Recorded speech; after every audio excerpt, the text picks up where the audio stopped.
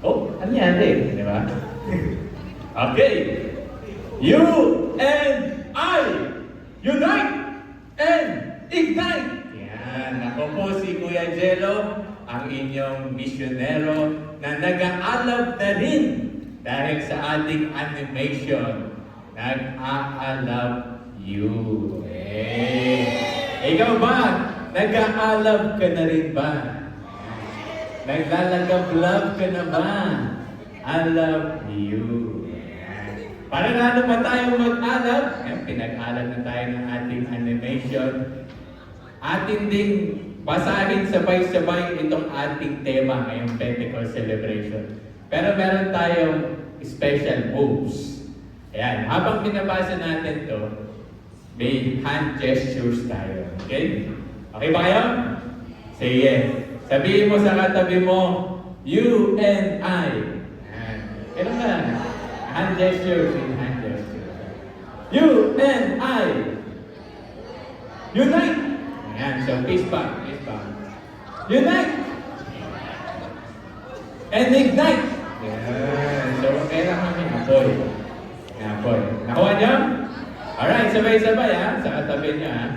Okay, 1, 2, 3, go!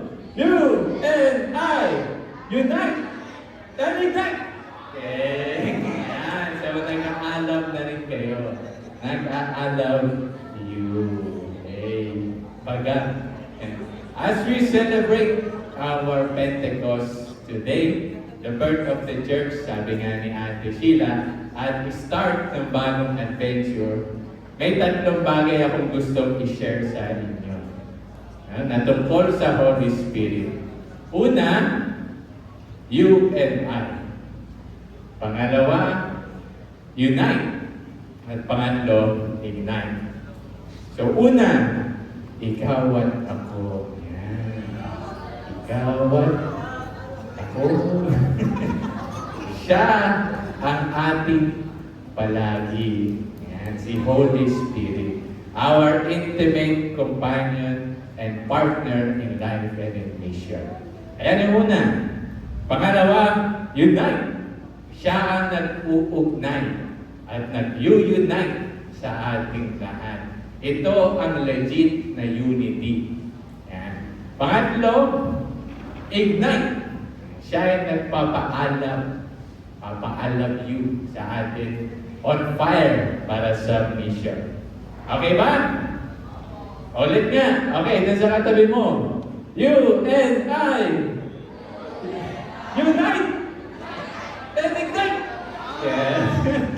Parang iba yung nandun. Ganun eh. Dragon ball na sila. So una, dun tayo sa you and I. Sino ba dito yung gusto ng kaikaw at ako? Yung gusto ng kapartner sa buhay, sa lahat ng ginagawa nila. Yung makakasama mo palagi sa hirap o sa ginhawa, sa kalusugan at sakit, sa yaman at kahirapan. Yung handang mangako sa iyo at kaya itong tuparin. Sino yung gusto nun? Meron akong kakilala para sa iyo. Isiship kita sa Kanya. At yun ay walang iba kundi si Holy Spirit. Yan. Siya ang ating intimate partner, companion in life, na binigay sa atin ni Jesus. Sabi nga sa John 14:16, kakausapin ko ang Ama na ipadala ang Holy Spirit sa inyo para palagi niyo siyang makasama at tutulungan niya kayo. Siya yung legit na palagi. Sabi nga nila, di ba, love cannot bear distance. Mahal na mahal tayo ng Diyos na nagsasalita siya sa atin mula sa langit, sa mga propeta. Pero hindi sapat yun, yung long distance relationship. Kaya naman bumaba siya dito sa lupa sa pamamagitan ng kanyang anak na si Jesus. Pero hindi pa sapat yun kasi gusto niya to be closer to you. Kaya naman pumasok siya sa loob mo, sa puso mo, para makasama mo siya palagi. Yan. So yan talaga yung tunay na ating always, ating palagi. In the form of the Holy Spirit, God can be with us wherever and whenever. Never tayong nag-iisa. Lagi siya nandito para sa atin. He is our partner, our BFF. Isang tawag mo lang, one call away. Come, Holy Spirit, come. Ito yung napaka-powerful na prayer. Kapag kailangan mo ng kasama, tawagin mo lang, come, Holy Spirit, come. Veni Sancte Spiritus. Halina Espiritu Santo. At nandiyan siya lagi, handang makinig sa atin. Habang pinagdarasan ko ito, naalala ko na may mga taong takot na mag-isa. Sino ba dito takot na mag-isa? Yung takot silang naiiwan sa bahay. Kasi wala silang kasama. O iniisip nila, may iba silang kasama. Mga masasamang espiritu. Mga multo. Mga takot sa dilim. Sa pagsapit ng dilim. Naghahasik na ng langit. Ayan, natatakot sila. Ang dami nilang takot. Naalala mo dati, ganun din ako. Takot ako mag-isa, takot ako sa dilim. Tapos meron pa ako mga masasamang panaginip. Yung tipong napaparalyze ka na kapag pinapamunod ka. Na-experience nyo ba yun? Yung tipong, hindi ka na makagalaw, parang mamamatay ka na. So kailangan mong galawin yung isang daliri mo para gumalaw na buong katawan mo. So may mga ganun akong klaseng takot dati. Pero, isang milagro, nung nakilala ko na ang Diyos, unti-unting nawala yung mga masasamang panaginip ko. Nagkaroon na ako ng mabubuting panaginip, magaganda, maayos. Dahil alam kong hindi ako nag-iisa, na lagi akong may kasama. Hindi na ako natatakot mag-isa.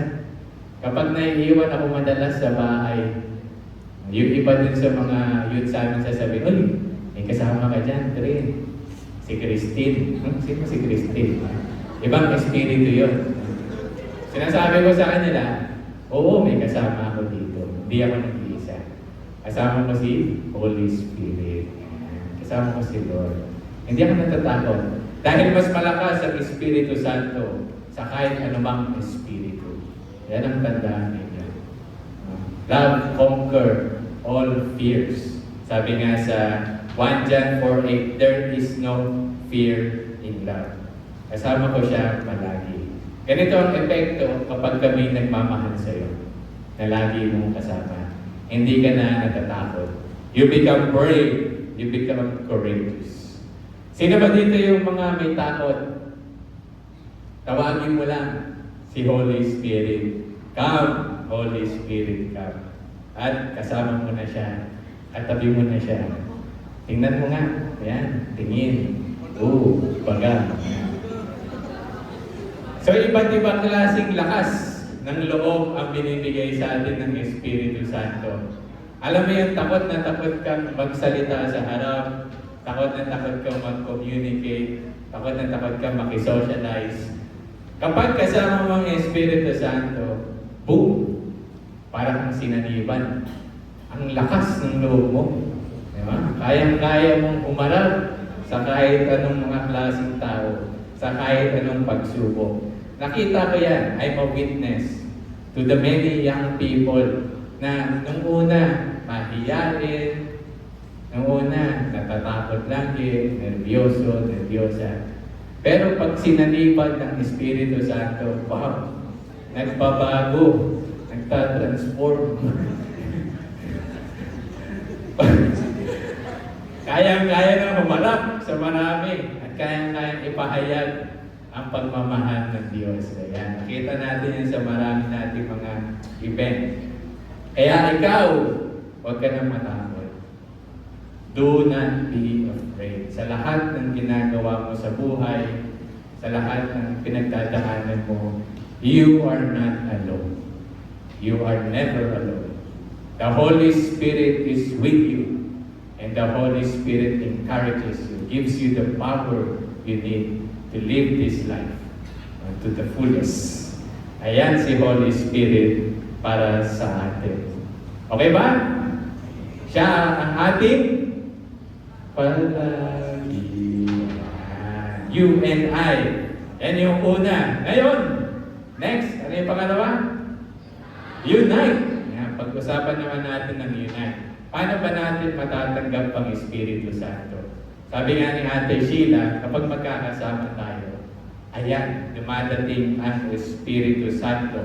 Ako, hindi ko naman kilala dati ang Espiritu Santo. Pero nung nakapag-join na ako sa simbahan, sa community, doon ko nakilala ang Espiritu Santo. Tulad na rin ng mga unang disipulo. Sabi nga sa pagbasa sa Acts chapter 2 verse 1. Nung dumating ang araw ng Pentecost, magkakasama ang mga disciples sa isang lugar. Napuno silang lahat ng Holy Spirit at nagsimulang magsalita sa iba't ibang language sa tulong ng Espiritu. Sabi nga ni Ate Sheila kanina, para bang marunong sila mag-Cebuano, no? Kanang-kanang sila noon. Ayan. Tayo din ngayon, kahit na iba't ibang language, ay kaya-kaya na rin nating sabihin. Pero ano bang ibig sabihin nito? Na yung mga disciples na yun, natuto sila ng many languages. Naliging sila, polyglots, matawag dun. Yan. Natuto na sila mag-Filipino, mag-English, mag-Spanish, mag-Cebuano. Hindi. I guess, more than that, they learn to speak the language of God. And what is the language of God? That's the language of love. And when we speak the language of love, everybody understands. And it is the language that unites all of us. And this is the gift of the Holy Spirit. Binibigyan niya tayo ng language of love. Hindi yung language of hatred, language of division, but language of love. And it unites all of us. Nayuyunan tayo ngayon lahat dahil sa Espiritu Santo. Habang pinagdarasal ko to, iniisip ko rin, well, kung wala yung Espiritu Santo, ano yung nag-unite sa ating lahat? Kung hindi tayo Kristiyano, ano yung nag-unite sa atin? Naisip ko, ang nag-unite sa atin in this modern world ay yung internet, yung social media. Di ba nakapag-connect tayo? Even dun sa mga taga-ibang bansa. Siguro yung iba sa inyo may kachat na foreigner, no? Oh, mami na kayo. Ayan. May mga kakilala kayo kahit hindi nyo pa naman nakikita in person. Dahil nga sa internet, ayan, nako-connect. Pero, many times, itong connection na to is superficial. Mababaw na connection. And many times, it can even divide us. Napapansin nyo yung mga taong laging nasa computer, laging nasa cellphone, parang hindi mo na makausap. Ang hirap na kumonect sa kanya. Parang lagi na siyang lutang. Kahit nandyan siya in person, iba pa rin yung nasa isip niya, nasa internet, nasa games. Hindi mo makausap ng tama. O kaya naman, yun, sa cellphone mismo sa harap mo. Hindi na sila marunong makipag-connect. Awkward na makipag-usap face-to-face. Ito yung maraming mga kabataan natin ngayon. Hirap na sila mag-socialize. So talaga bang na-unite tayo ng social media? Ito ang talaga nag-unite sa atin. Ang Holy Spirit. It helps us to speak the language of love, to connect us, and to build that unity. Build that friendship na malalim. Ayan naman natin yung mababaw, di ba, na friendship. Gusto natin yung totoo at malalim. So, the Holy Spirit is the one that unites us. He makes us brave, ayan, to socialize and to connect with others. to love and to create friendships that are strong and lasting, founded in God. Hindi yung tipong ang pagsasama nyo ay dahil lang sa inyong hobby or interest. Mahilig kayo mag-gitara pareho, mahilig kayo sa sports pareho. More than that, what unites us is God, the Holy Spirit. Naalala ko nung pumunta kami ng ICY, International Conference on Youth Ministry. Namit namin yung iba't ibang youth ministers. And ang sarap makipag-build ng friendship sa kanila because of the Holy Spirit. And yung friendship namin na yun with the Brother Errol, Sister Makar, and different youth ministers, nakapag-build kami ng unity at hindi lang yun. Lumaki pa yung unity na yun. Dahil naisip namin, what if magkaroon tayo ng collab activities with all our youth? And 2 weeks after that usapan, that kwentuhan, that connection, nagkaroon kami ng youth bonding. Yeah, with the different communities sa aming barangay, sa Pansol. Kasi most of the time, hiwa-hiwalay kami. We are divided, kanya-kanya kami ng activities. But it was the Holy Spirit who united us 4 different communities ng Pansol. And some of them are here right now. And thanks to the Holy Spirit, talagang na-unite na tayo. At itong Holy Spirit na to, He also helps us to be united with our family, friends, community, and neighbors. So, wait lang. Rewind. Ayan. Rewind muna. Rewind. Ayan. Ayan. So, it connects us with our family, friends, community. Kung napapansin ninyo, hindi naman maiwasan na nag-aaway-away, di ba? Sino ba dito yung walang kaaway? Walang ka-misunderstanding? I think, wow. Lahat naman tayo, nagkakatampuhan. Tampo muna ako sa'yo, mga 2 weeks, tapos pag na tayo. So, di ba, hindi nagkakaintindihan, meron division. Yung kaaway mo yung kapatid mo, kaaway mo magulang mo, kaaway mo yung kasama mo sa community, kaklase mo. Hindi maiwasan yan. Parte ng buhay na hindi nagkakaintindihan. Pero invoke the Holy Spirit. Again, when we ask the help of the Holy Spirit, ang ating partner, tutulungan niya tayo ulit to connect with those people. Sa community namin sa Pansol, nangyayari din yan. Minsan may tampuhan, may hindi pagkakaintindihan. Minsan maraming chismis, hindi naman totoo. Kasi yung mga chismis na yon, nakakasira ng mga tao, nakakasira ng samahan. So kailangan natin ng Holy Spirit to speak the language of love. So nagkakaroon kami doon ng tinatawag namin open forum. So sa open forum, sige, real talk tayo. So with the help of the Holy Spirit, sinasabi namin kung ano yung maganda at kung ano rin yung parang mali sa tao or nagawa niya mali. At because of the Holy Spirit, yung medyo divided na samahan, nagiging united ulit. So that is applicable wherever you are, with your family, friends, and community. So always ask the Holy Spirit. Speak the language of love. It connects you and it builds you in me. Come, Holy Spirit, come. Let's build true connections that create unity. Let us all speak the language of love. Ano yung una again dun sa tatlo na I would like to share with you? Una, you and I. Siya ang ating palaligan. Pangalawa, unite.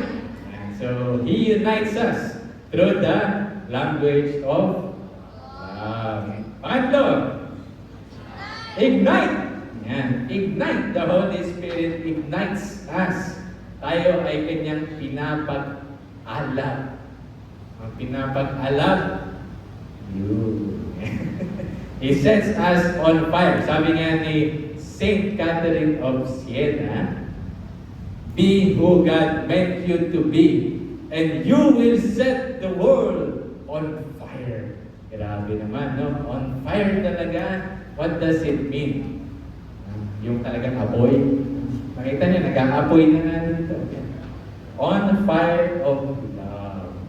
The Holy Spirit brings out the best in you. He sanctifies you. He makes you a saint. He makes you holy. Kaya nga, Holy Spirit. Kasi it's the Spirit that makes you holy. Ano bang ibig sabihin ng pagiging holy? Ibig sabihin ng pagiging holy ay pagiging huli. Nahuli ka na ng Diyos. Okay. Na-capture ka na ng puso mo ng Diyos. At dahil hinayaan mo ang Diyos na mahuli ka, you are set on fire by love. It makes us holy, brings out the best in us. Kung naalala nyo, last Sunday, yung gospel ay tungkol kay Jesus. Anong nangyari sa kanya? Umakyat na siya sa langit.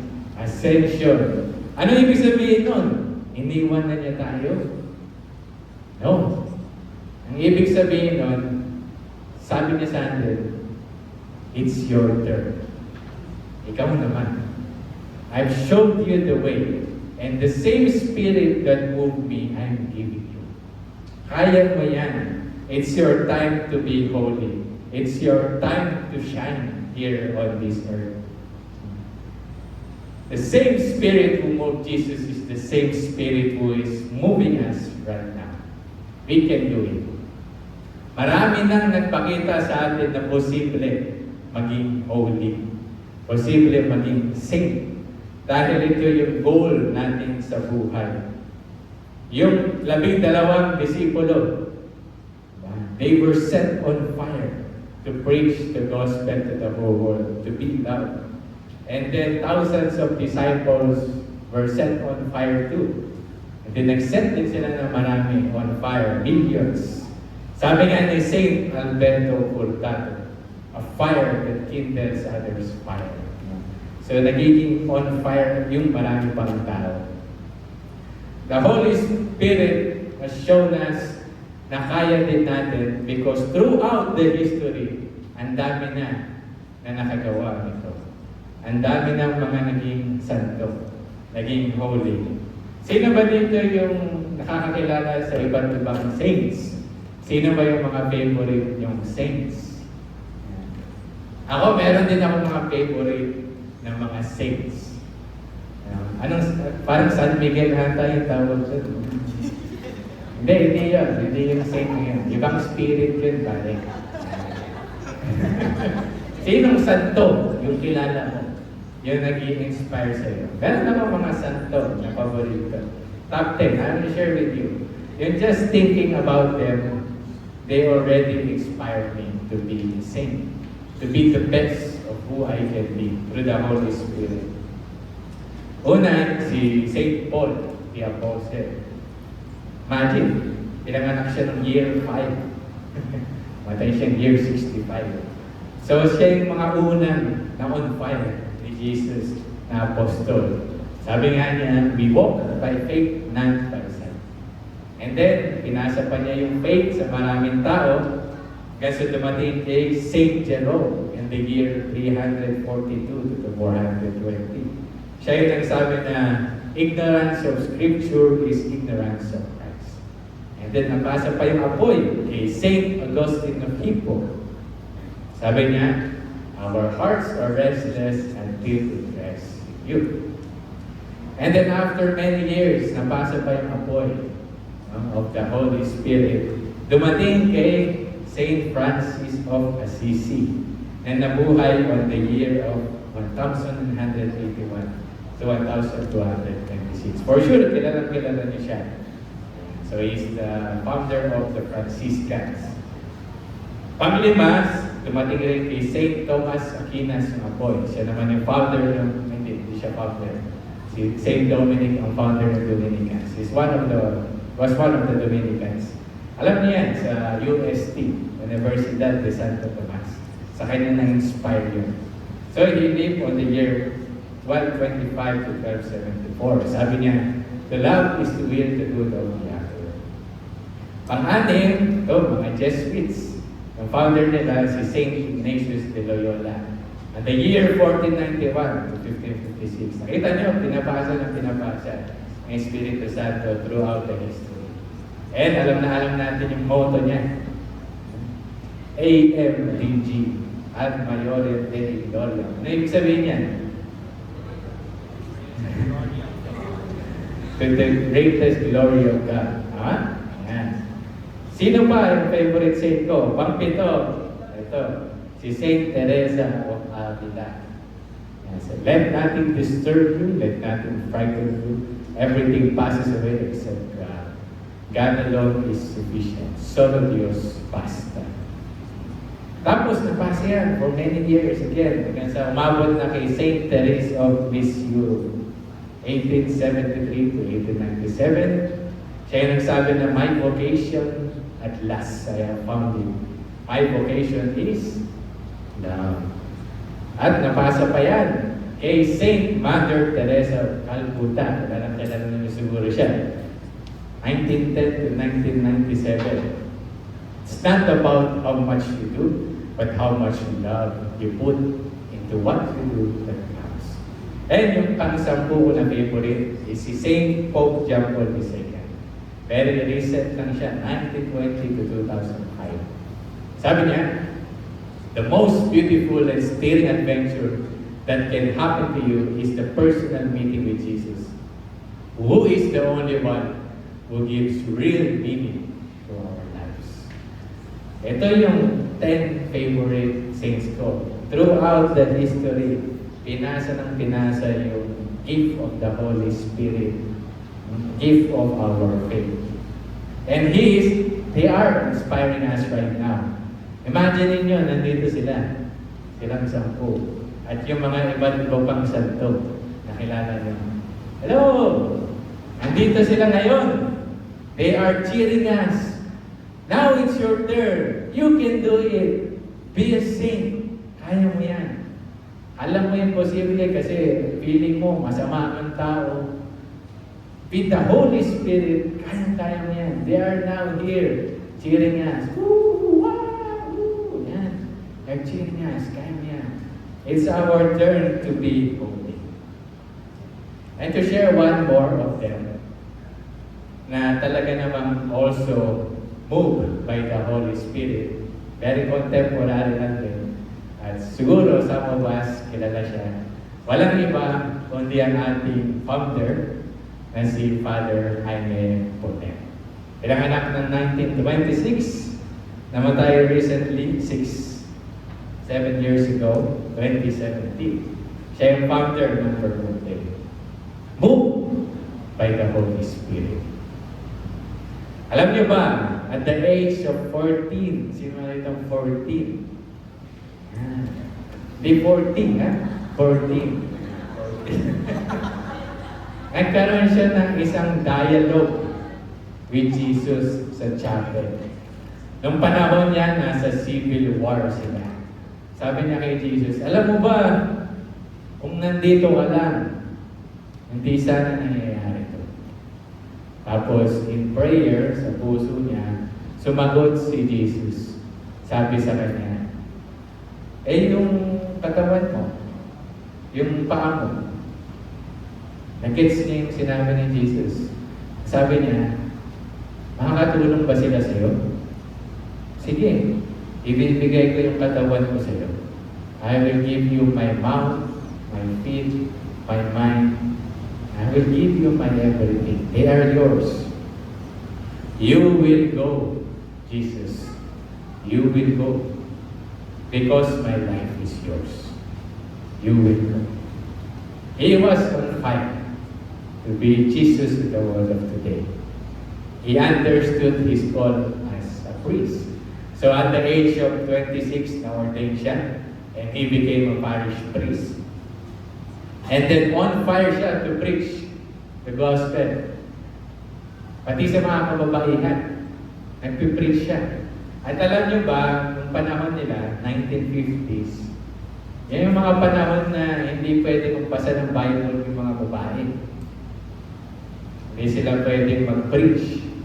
ng salita ng Diyos. Pero He made something incredible.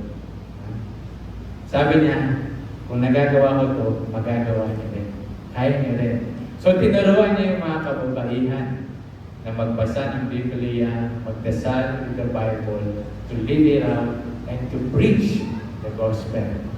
Kaya naman nabuo yung maraming grupo, and at the age of 37, in the year of 1963, he founded Fairhope Day.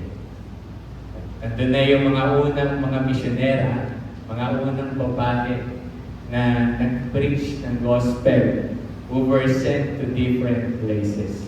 At sumunod na rin yung ibang mga kalalakihan at yung mga couple. Sabi nila, kami rin, gusto rin namin i-preach yung gospel. So pumunta sila sa iba't ibang bansa. Hanggang yung mga unang misyonera dumating na rito sa Pilipinas. Hindi sila marunong mag-Tagalog. Hindi rin sila marunong mag-English. Marunong lang sila mag-Spanish. Pero meron silang language of love. Kaya nakasloob silang pumunta rito and they preach the gospel. At dahil sa kanila, moved by the Holy Spirit, nandito tayo ngayon. Nandito ang Fairhope Day, we met the community and we are part of the community right now. And we are very grateful for these many people who were moved by the Holy Spirit. At ako rin, personally sa buhay ko, I was very grateful na dumating ang faith sa atin dito through our community Fairhope Day. And alam niyo naman, siguro most of you know, chill lang akong tao dati. So, hindi naman, sarap buhay lang tayo natin. You know, I was a programmer. I was in the world of codes, algorithms, and artificial intelligence. Yan ang mundo ko. And then, through the Holy Spirit, sa mga tao like si Ma'am Rex, Mr. Conning, different missionaries, na-invite ako sa community. And after many years, I am here right now, after 12 years. Dati chill lang, ngayon on fire by the Holy Spirit. And that is my joy to be saved. Sabi ko, napaka-imposible naman ito, ang hirap naman ito. But that is my dream. Because the Holy Spirit always encouraged me, you can, you can. And that's the greatest adventure of life. To be holy, to be a saint. Di ba? Ang pangit naman kung madali lang. Chill lang. Masarap, di ba, pag mahirap? Adventure. Kaya game with the Holy Spirit. Sabi ko nga sa kanya while I was praying, siguro kung di kita nakilala, kung di ko nakilala yung Holy Spirit, di ako nakikinig sa Holy Spirit. Wala ako ngayon dito. Wala ako ngayon dito. Siguro sa of us will not be here. Hindi tayo magkakasama-sama. Kaya papasalamat talaga ako sa Diyos. And then He sent me to many places, many people. And then until I arrived here sa Pilipinas, sa Padsol specifically. I was assigned as a youth advisor for 2 years. And I was really blessed to experience those 2 years as youth advisor. Marami kaming napuntahan. Tinulak kami ng Espiritu Santo sa maraming lugar. So nag-preach kami sa may Antipolo, sa may mga CIC at Children Conflict sa Payatas. Punta kami sa Tagaytay, sa mga girls doon na naabuso. Then pumunta kami sa mga mayayaman doon sa may NGV. Then pumunta rin kami sa mga nasa Laylayan, sa may Pansol. Ang daming lugar na dinala tayo ng Espiritu Santo. I am so happy in this adventure. Really, follow the Holy Spirit. He will lead you to the greatest adventure. I met so many people who have loved me and I have loved. Thank you, Lord. Thank you. Marami na tayong misyon na nagawa at marami pa tayong magagawa. Let's go out and preach the gospel. That was the last request, the last call of Jesus to all of us. Sabi niya sa Acts 1:8, you will receive the power when the Holy Spirit comes on you. And you will be my witnesses in Jerusalem. Jerusalem is like this, these sides. And in all Judea, it's malaki, Judea. And in Samaria, and to the ends of the earth. So palaki ng palaki. He's sending us to more and more people. Now it's your turn. It's your turn. It's your greatest missionary adventure. Listen to the Holy Spirit from the depths of your soul, from the Word of God, from the tradition, and from the holy people throughout the history, from the saints and the holy people around us. Live by the Spirit and change the whole world with all that you say and do. Ano ulit yung tatlo? You and I. Nga with gestures. You and I. Let's unite. And ignite. You and I, kasama natin siya palagi. He is our intimate companion in life. Unite. He unites all of us. Maging sino ka man at tayo. And lastly, He ignites us. Pinapag-alab niya tayo. Pinapag-alab you sa maraming tao to do the mission, to preach the gospel to all. You and I unite. We will have 15 minutes of time of prayer and talk to the Holy Spirit na parang siya yung partner mo because He is your partner.